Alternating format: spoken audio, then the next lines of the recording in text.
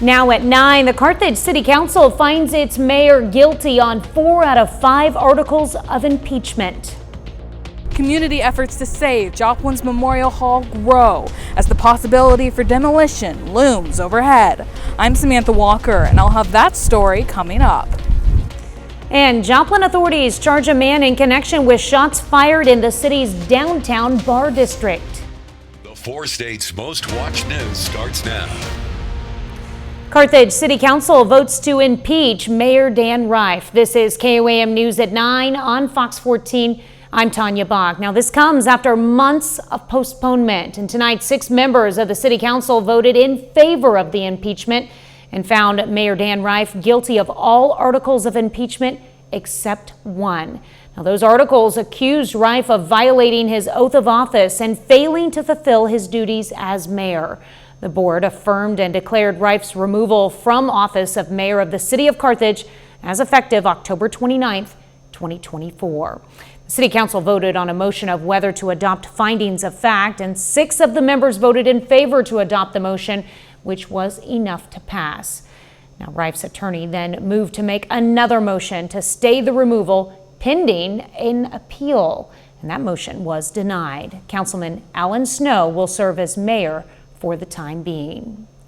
Authorities charge a man after shots are fired in Joplin's downtown bar district. Over the weekend, police arrested 23-year-old Cade Gilpin. He's now charged with unlawful use of a weapon following a Saturday morning incident on the 500 block of South Joplin.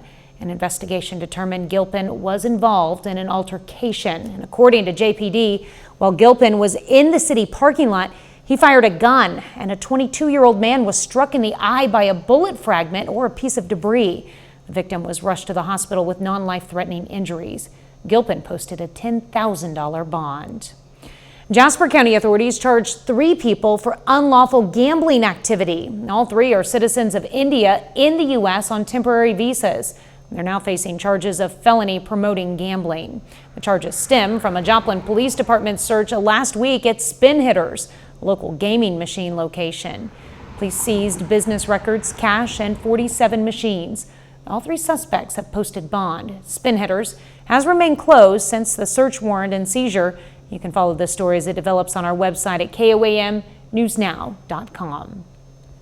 The Joplin Area Transportation Study Organization, or JATSO for short, is on a mission to create a safer environment for all drivers in the area.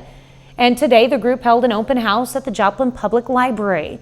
The latest studies show motorcycle accidents make up nearly a quarter of fatalities in the Joplin area, and substance-impaired incidents account for more than 22% of fatalities. Both are statistics JATSO wants to change. Infrastructural behavior, distracted driving, impaired driving, those kind of statistics we have today, and our goal is to reduce the fatalities to 0. And that's our purpose here today, is just to get information from the public. You still have time to fill out the JATSO online safety survey. It's available through tomorrow on the city's website. Well, the city of Joplin wants to invite the public to a meeting concerning improvements along Route 66. Topics will include plans to make pavement, sidewalk, traffic, and safety improvements along Route 66 or Joplin's 7th Street. The open house style in-person meeting will be on November 7th from 4:30 to 6 in the Joplin City Council chambers. For more information, just head over to our website at KOAMnewsnow.com. Well, community members come together to protect the future of Joplin's Memorial Hall. The Joplin City Council is in talks to demolish the building, which was built in 1925 as a memorial for World War I veterans. And according to city officials, demolition would cost roughly $5 million, while repairs and renovations would be closer to $37 million. 2 years ago, a majority of Joplin voters said no to a bond issue that would have funded renovations to Memorial Hall. The KOAM's Samantha Walker spoke with those who believe there are other options for the future of the historic site. Joplin's Memorial Hall is a notable site in the downtown landscape, being used as a community space and venue for decades. A partial roof collapse in June 2020 closed the building. Since then, its future has been unsure, But earlier this year, city council members voted in favor of demolishing the facility, with plans to potentially turn the site into a park. Staff has been pursuing a process that's been council directed to solicit proposals for design firms to take a look at the site and the potential for a future park and American Legion facility. So we've gone through that process over the last couple months and few weeks.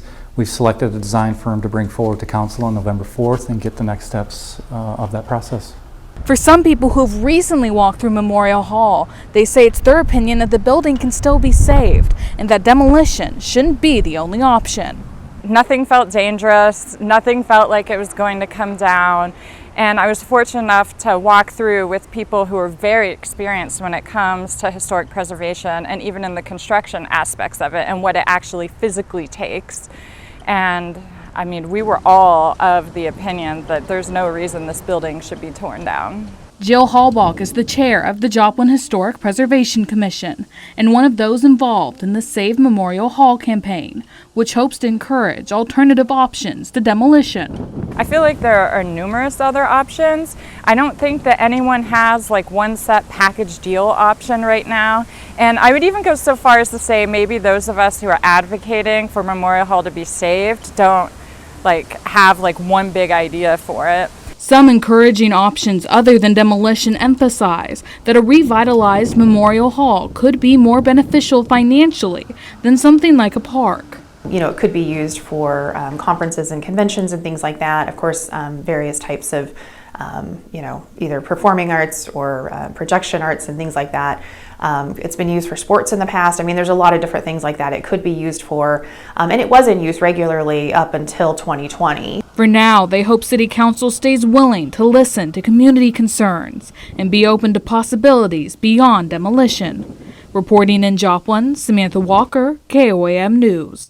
Organizers with the Save Memorial Hall campaign encourage community members to stay informed on what is happening in City Council meetings and attend in person if you can. The next Joplin City Council meeting is scheduled for November 4th. Well, coming up, Apple releases iPods with a dual purpose. Wireless headphones have made it easier to listen to movies and music, and now they could help with hearing loss. I'm Jonathan Seri in Atlanta. I'll have details coming up.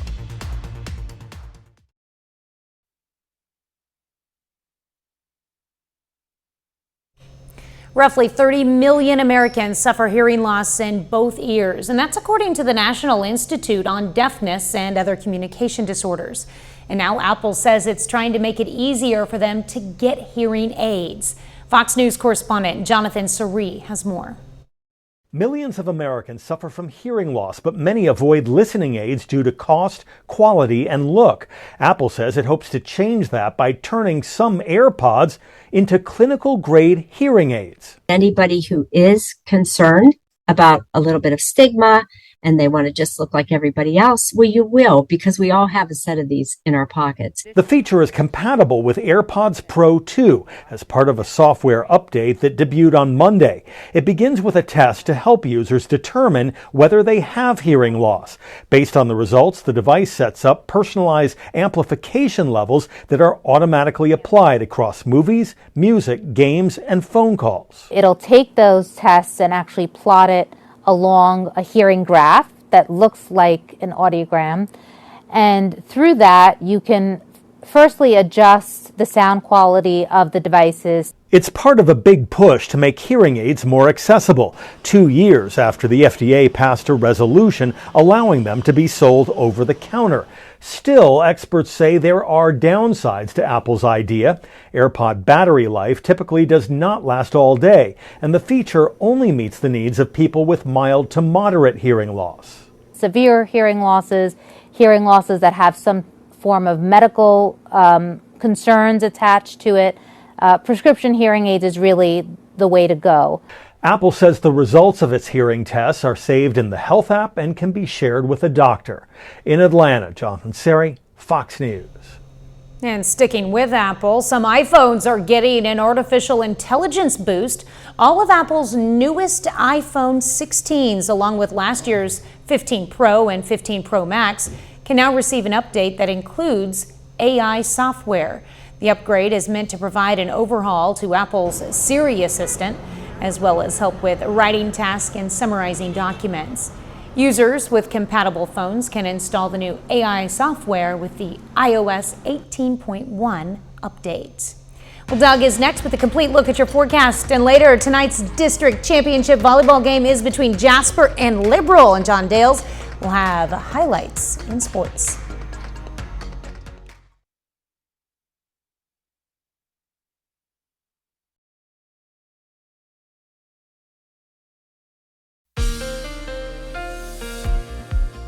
Well, it definitely turned out to be another warm one for us on Tuesday. Near record highs again into the mid-80s. Very windy winds gusting 40 upwards to 50 miles per hour at times. Nice shot of our Cornell Arts and Entertainment Complex tower cam. Of course, we are looking downtown Joplin. Look at these temps.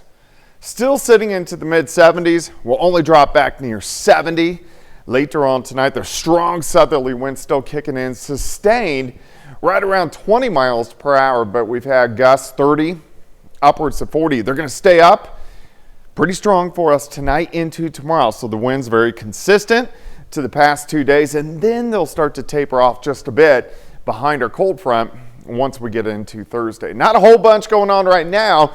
We do have a few little clouds kind of skirting through the region, but we're watching our next storm system building out across the western third of the country, and this system is going to change our weather up as we go into Wednesday. Look at our severe risk. Level 3 out of 5, Kansas into Oklahoma. Missouri and Arkansas, level 2 out of 5. Main threat is going to be hail and wind, but I am going to elevate our tornado threat. Timing, 4 p.m. with a few isolated storms, but most of them are going to be 8 p.m. until about midnight on Wednesday evening. So let's go ahead and work through it. Pretty quiet tonight, just windy. Cloudy skies through the day, random sprinkle through the morning, a little bit of sunshine trying to peek through during the afternoon. You can see a couple little isolated thunderstorms trying to pop up mid to late afternoon.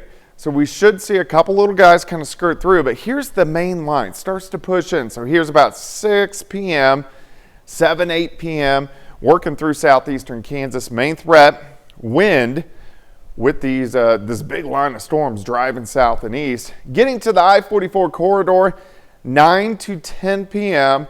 And then most of the severe weather is going to be out of here by midnight. And then all the storms should be out of here by the time we get to about 2 o'clock in the morning on Thursday morning. Then Halloween, quite a bit calmer. Northerly winds, temperatures where they should be for this time of the year. High temps into the mid-60s. All right, we have to see where the heavier bands set up, but on average, I would say most of us pick up 1 to 2 inches of rain, which we desperately need. 69 in the morning, 77 by noon, high temp of 80. Let's go into Thursday evening. Trick-or-treating. It's going to be dry, a little cool as we slide back through the 50s, but still overall looking pretty good. Then check this out. More rain starts to move in just in time for the weekend. We could see heavy amounts of rain as we head into the weekend. An alert day on your Wednesday. This is due to that moderate severe threat. 80 for a high, 65 Thursday, 70 on Friday. Showers increasing again and thunderstorms Saturday, Sunday, Monday, and Tuesday. Also clocks drop back 1 hour Saturday night. Tanya?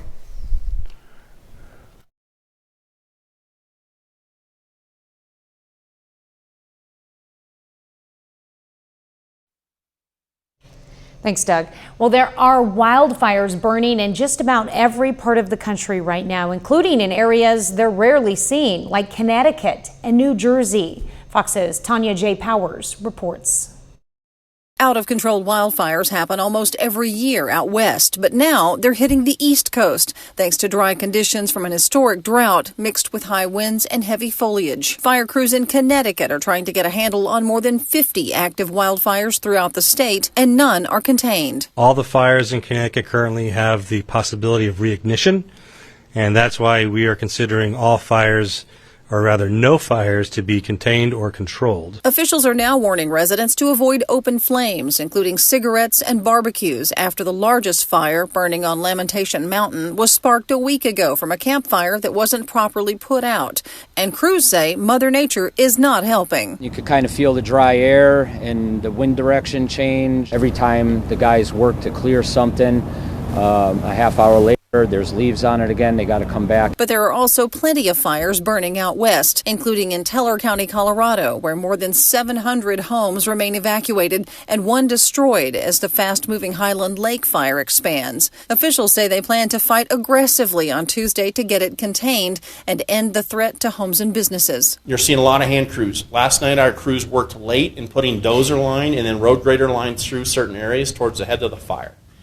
We feel comfortable that we actually have the start of good containment. Crews in Oklahoma are also battling several out-of-control wildfires, including one that's burned through 12,000 acres in a wildlife refuge. In New York, Tanya J. Powers, Fox News. Well, coming up, holiday travel prices. Well, you better get to booking. Holiday travel prices are already up from last year. I'm Jerry Willis with Fox Business. We'll break down the details coming up. Yes on amendment. New data shows staged car accidents intended to manipulate insurance companies are on the rise. The Insurance Information Institute analyzed data from 2022 and 2023 and found that California, New York, and Florida had the highest rates of fraudulent car accidents. It's estimated fake car accidents cost every U.S. driver between $100 to $300 more in annual insurance premiums. A new study shows how much money families are spending on childcare. Financial services company Bankrate reports full-time center-based childcare accounts for at least 10% of a median family's income each year.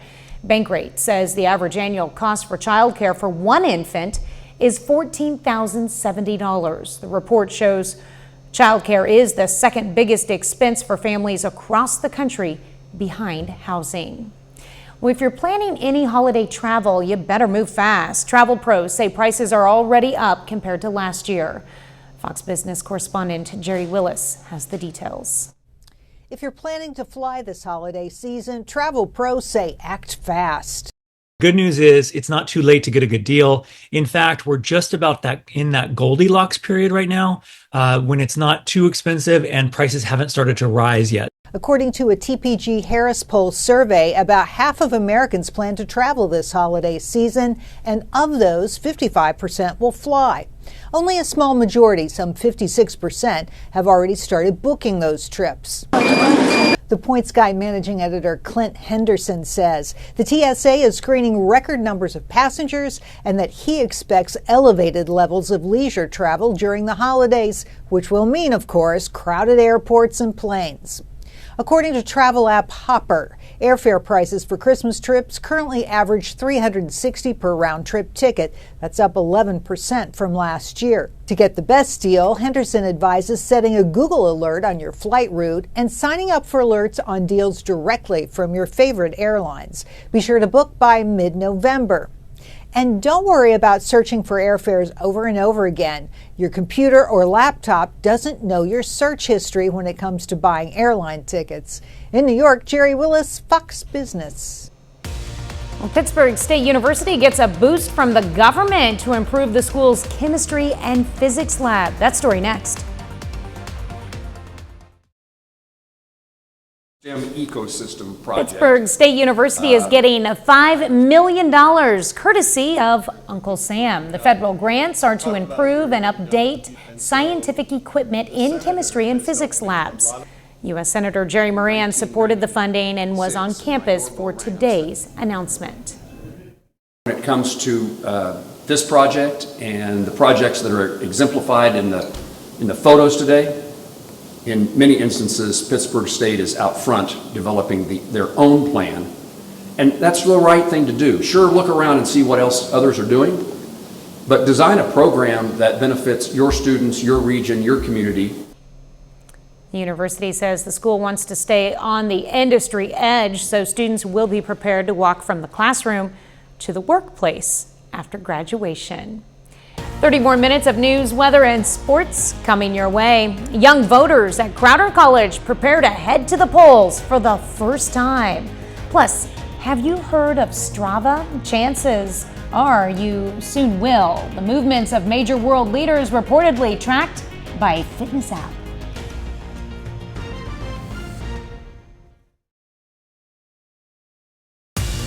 You're watching the 4 states' most watched news. This is KOAM News at 9 on Fox 14. I'm Tanya Bach. Election Day is just 1 week away, and for many members of the Gen Z generation, this will be the first time they will vote in an election. KOAM's Lonnie Walton takes us to Crowder College in Neosho to get an idea of what these young voters are looking for. Along with the presidential side of it is also the amendments, which I think are also really important to be thinking about, because it's not only going to affect me but everyone else. Malin Wright is a freshman and first-time student voter. She wouldn't get too political, but she has some strong feelings about her November vote. But obviously the abortion amendment is super important to me just because I am a woman, so that's about all as far as I'm going to go with that. Katie Fish, also a freshman and first-time student, says there is one thing on her mind this election: education. The lottery fund, the Arkansas Lottery Fund that goes to Arkansas education, and there had been disputes about how that money wasn't really going to education. It was just going to a random account in the bank. Fish isn't the only one with education on her mind. Sports betting, that has to do with education as well, so education's super important to me. So education and just their laws. Cindy Brown, Director of Public Information, says this is a significant opportunity to build a better society. This is their civil duty to vote, and so we want to encourage them. We have students who may live a little ways away from here, so we encourage them to get an absentee ballot. Wright wants to set an example for everyone in her generation to vote. Really doesn't take a lot of time out of your day, especially if you're already educated of what you want to pick or select. We're very thankful the students allowed us to interview them. Although students shared some of their views about their votes, they kept the most personal views to themselves, which some may say that's their right. Reporting in Neosho, I'm Lonnie Walton, KOAM News.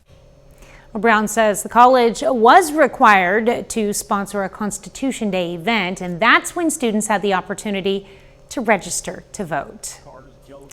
Well, the Pittsburgh Rotary Club hosted a forum today featuring candidates for Crawford County Sheriff. President of the Pittsburgh Area Chamber of Commerce moderated the event featuring current Sheriff Danny Smith and his challenger Billy Tomasi. The forum was open to the public. An investigation by a French newspaper discovered a fitness app has been tracking world leaders when used by their bodyguards, and that includes President Biden and other prominent politicians. Fox News correspondent Griff Jenkins has more.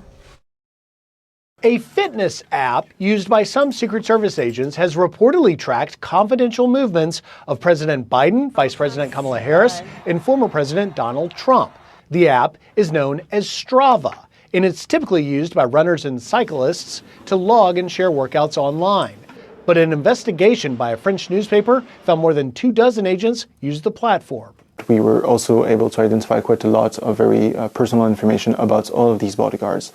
Basically their names, how they look like, but also identify their relatives for many of them. The report also found bodyguards for French President Emmanuel Macron and Russian President Vladimir Putin on Strava. In one instance, the app reportedly revealed the location of a high-stakes meeting between President Biden and Chinese President Xi Jinping last year in San Francisco when a Secret Service agent went for a jog. He was actually running just around a very specific hotel, a very luxurious hotel, which basically was giving out the location where the meeting was about to happen. In a statement to the newspaper, the Secret Service says it does not believe the information compromised the agency's protection, but adds, quote, "We will review this information to determine if any additional training or guidance is required." The Secret Service says while its agents are not allowed to use personal electronics on duty, the agency does not prohibit personal use of social media off duty. In Washington, Griff Jenkins, Fox News. Well, Doug is next with a complete look at your forecast, and later, an immersive experience. It's an experience that's 2,500 miles away from Yankee Stadium, but has fans feeling like they're right in the World Series action. We'll show you the tech that has some people shelling out hundreds of bucks coming up. Well, if you can't attend the World Series in person, you may be in luck with the same game day experience that doesn't break the bank. Fox News correspondent Max Gordon has more.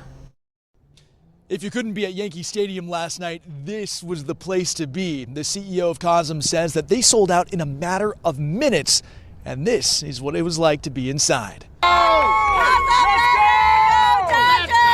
Around 1,500 fans packing into the venue to watch the game on an 87-foot by 87-foot screen that curves around the seating to make fans feel like they're at the ball game. Tickets to see the game at Cosm weren't as expensive as the ones to see the World Series in person, of course, but they weren't cheap either. For this game, prices range from about $77 just to get in and stand near the screen to about $434 for the primo seats, which come with food and drink packages. So, did fans think it was worth it? Everyone we talked to sure thought so. This is amazing. I've never been to a venue like this. It's like you're at the stadium. You know, it's the next best thing. Yes, that huge screen is amazing. Like, it looks like you're sitting right in the very front, so it's really cool. I feel like I'm at field level. Cosm shoots the game using a series of high-resolution cameras alternating between different angles around the field and stitches the shots together to appear on Cosm's massive screen using special software. Cosm is relatively new, opening locations in LA and Dallas this summer, with an Atlanta location and others in the works. Look, we're really proud of our offering and think we have something very, very unique. It's hard to describe what this is. It's just Cosm, and I don't see much that can touch us right now. Well, coming up in sports, the NCAA releases its Division II football regional rankings, plus Jasper and Liberal volleyball meet in the district championship. John Dales has those stories and more up next.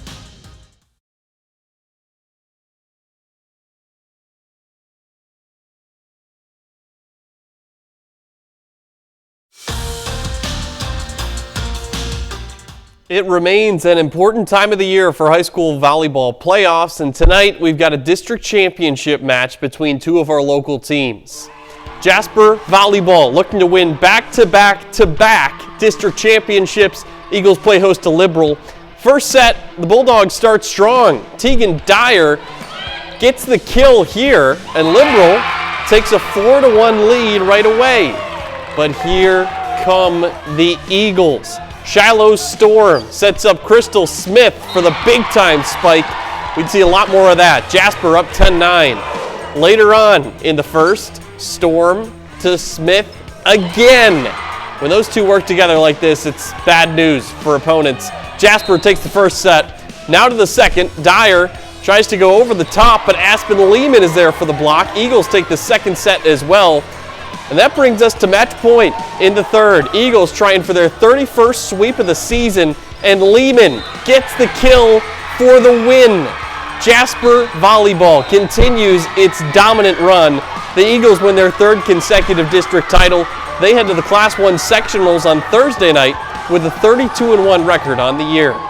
Well, college volleyball is in the midpoint of its season for Missouri Southern and Pitt State. The MIAA Conference Tournament is just under a month away. Missouri Southern at home this evening with a non-conference matchup against Drury. Lions lose 3-1, and that's the 5th consecutive defeat for Southern and the 10th in its last 11 contests. We're just about a month away from the MIAA tournament. We'll show you what the conference standings look like. These are prior to tonight's action. As you can see, Nebraska Kearney leads the way, just one loss on the season for the Lopers. Right behind them are Central Oklahoma, Missouri Western, and Washburn. Pittsburgh State kind of in the middle of the pack, currently in 7th place. Then, like I mentioned earlier, just tough sledding for Missouri Southern down in 11th place. Their lone conference victory came over Newman, who's winless in MIAA play. Well, we're getting closer and closer to Division II college football playoffs as well, and we get our first look at the NCAA regional rankings. These are the rankings that'll decide playoff seeding next month, but in this first edition, teams aren't actually ranked. It's just a list of the top 10 teams in Super Region 3 alphabetical, which includes Pittsburgh State. The top 7 teams from this region will make the playoffs. As it stands right now, 7 of the top 13 teams in the country, according to the most recent coaches poll, well, they're all in this region. It's an absolutely loaded group, and no matter what, the Gorillas will have a difficult road ahead in the playoffs. That's it for sports. We're back after this.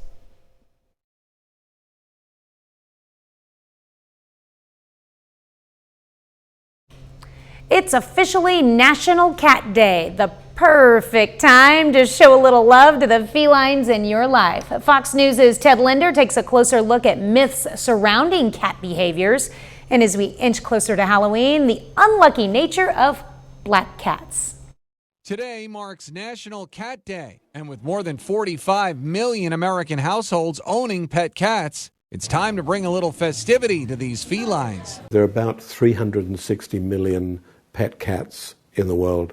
I think that's a great underestimation. I would suspect that probably it's much closer to 750 million around the world. So how did early cats become the modern-day furry friends we have today? Cats were thought to be domesticated around 3,000 years ago in East Africa. And we say domesticated because cats really aren't completely domesticated. That's what some people love about them. They love seeing a little bit of the jungle in their living room. But while they're known to be fiercely independent, there's possible signs that you and your cat may share a special bond. They only meow to human beings, so if they meow to you, they have that communication with you. Their eyes can also be a dead giveaway. Cats also, between each other, will slow blink. And by slow blinking, it tells other cats that they have trust and affection in that other cat. And so some cat owners will slow blink with their cat. If their cat is looking at them, they'll blink slowly and watch for the same response from the cat. And if you've ever wondered why your cat sometimes looks like it's kneading bread. Certainly cats, when they make biscuits and they're doing this kind of thing, that's part of the residue from the wild where they were making their bedding. Meanwhile, with Halloween right around the corner, vets are shutting down age-old rumors that black cats are bad luck. Black cats are wonderful cats. They're not unlucky. They have this myth about them. Ted Linder, Fox News. Black cats are pretty. We get a first look at Jeremy Allen White as Bruce Springsteen. That and more coming up in Hollywood Nation.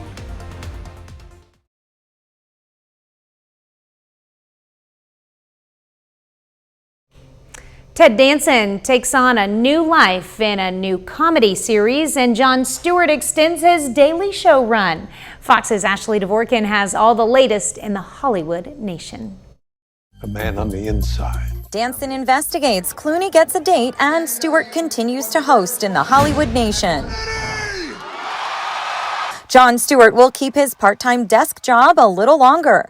Paramount and Comedy Central announced Stewart has signed an extension to remain at The Daily Show through December 2025. The executive producer will continue to host the Emmy Award-winning late-night series Monday nights.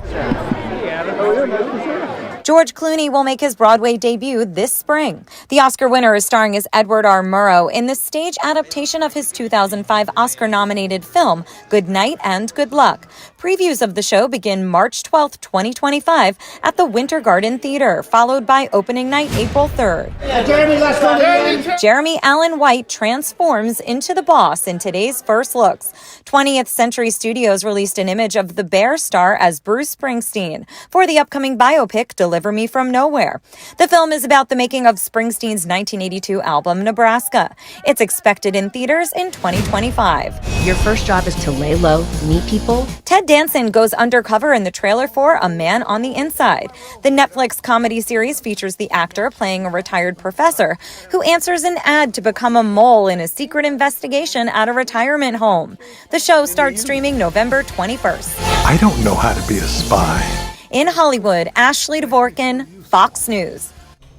And that's our time for tonight. Thanks for joining us. We're going to leave you with video of animals at the Whipsnade Zoo in England getting into the Halloween spirit. Have a great night and an even better tomorrow.